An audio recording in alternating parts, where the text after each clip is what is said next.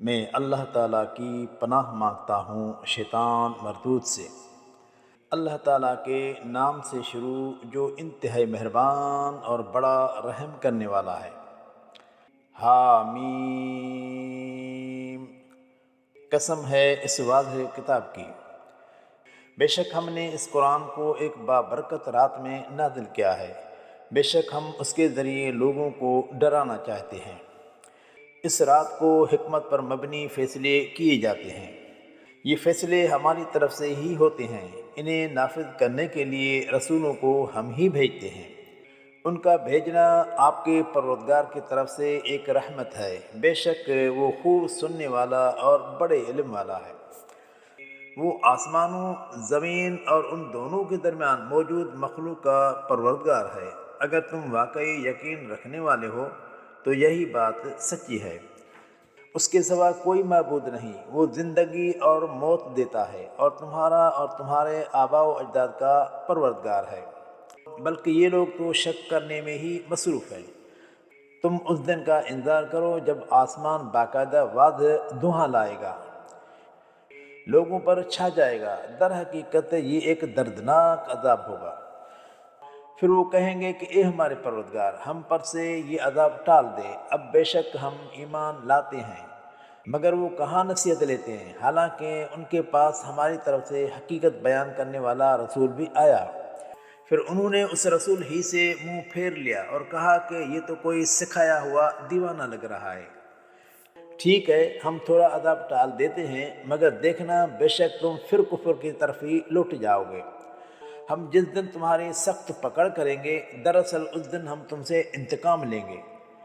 ان سے پہلے ہم فرعون کی قوم کی آزمائشیں کر چکے ہیں۔ ان کے پاس ایک رسول کریم آیا، اس نے فرعون سے کہا کہ اللہ تعالیٰ کے بندوں یعنی بنی اسرائیل کو میرے حوالے کر دو، بے شک میں تمہارے پاس ایک ایماندار رسول کی حیثیت سے آیا ہوں۔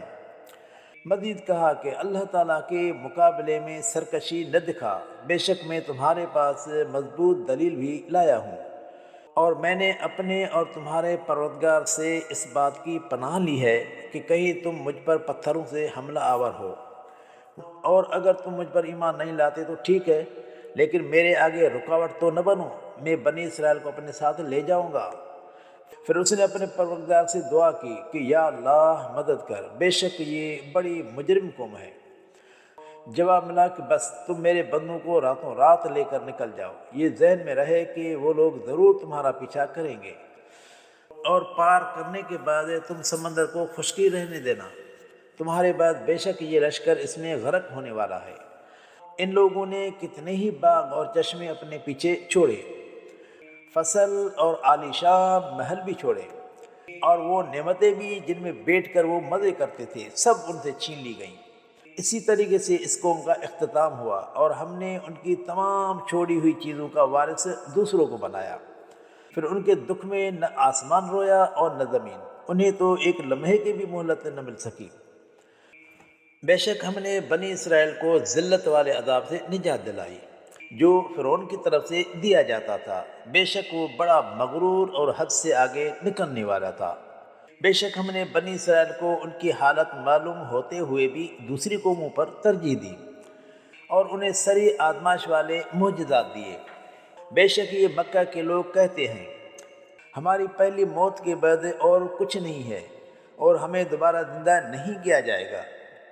وہ مزید کہتے ہیں کہ اگر تم سچے ہو تو پھر ہمارے آباء و اجداد کو قبروں میں سے زندہ کر کے لا دکھاؤ۔ کیا یہ بہتر ہے یا تبع قوم کے لوگ اور وہ جو ان سے پہلے بھی تھے؟ ہم نے ان سب کو ہلاک کر دیا، بے شک وہ سب مجرم تھے۔ ہم نے آسمانوں، زمین اور جو کچھ ان میں موجود ہے ان سب کو کھیل تماشے کے طور پر نہیں بنایا ہے، بل انہیں برحق پیدا کیا ہے، لیکن اکثر لوگ سمجھتے ہی نہیں۔ قیامت کا دن ان سب کے اٹھائے جانے کا وقت ہے، جس دن گہرے تعلقات رکھنے والے بھی ایک دوسرے کے کام نہ آئیں گے اور نہ کوئی ان کی مدد کر سکے گا سوائے اس کے جس پر اللہ تعالیٰ رحم کر دے، بے شک وہ زبردست اور بڑا رحم کرنے والا ہے۔ بے شک تھوہر کا درخت ہی اس دن گنہگاروں کا کھانا ہوگا، اس کا گودا پیٹوں میں پگھلے ہوئے تانبے کی طرح کھولتا رہے گا، ابلتے ہوئے پانی کی طرح۔ فرشتوں کو حکم ہوگا کہ پکڑو اسے اور اسے جہنم کے بالکل اندر تک گھسیٹ کر لے جاؤ، پھر بطور عذاب اس کے سر پر ابلتا ہوا پانی ڈیل دو۔ چکھ عذاب کا مزہ، تو اپنے آپ کو بڑا عزت والا سمجھتا تھا؟ بے شک یہ ہے وہ عذاب جس کے بارے میں تم لوگ شک میں پڑے ہوئے تھے۔ بے شک پرہیزگار لوگ امن والی جگہ میں ہوں گے، باغات اور چشموں میں ہوں گے، باریک اور موٹی دونوں قسموں کے ریشمی پوشاک زیب تن کیے ہوئے ایک دوسرے کے آمنے سامنے بیٹھے ہوں گے۔ اسی طرح ہی ہوگا، اور ہم انہیں بڑی بڑی خوبصورت آنکھوں والی حوروں سے بیاہ دیں گے۔ وہ جنت میں بڑے اطمینان سے ہر قسم کے پھل طلب کریں گے۔ دنیاوی موت کے بعد وہ جنت میں دوسری کسی موت کا مزہ نہ چکھیں گے، اور اللہ تعالیٰ انہیں جہنم کے عذاب سے بچا لے گا۔ ان کا یہ بچنا اپنے پروردگار کی مہربانی ہی سے ہوگا، یہی بڑی کامیابی ہے۔ ہم نے اس قرآن کو آپ ہی کی زبان میں انتہائی آسان بنایا ہے تاکہ یہ لوگ نصیحت حاصل کریں۔ نصیحت نہ لینے کی صورت میں آپ انذار کریں، اور یہ لوگ بھی انجام کے منتظر ہیں۔